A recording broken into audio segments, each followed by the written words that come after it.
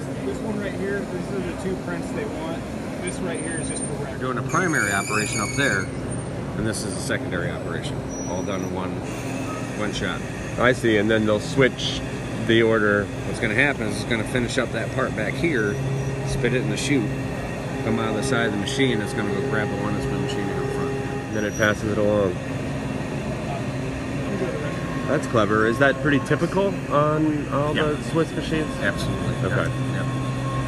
Just get an idea of capabilities. Oh, okay. Yeah, feel free to look around. This is one of our more capable bags.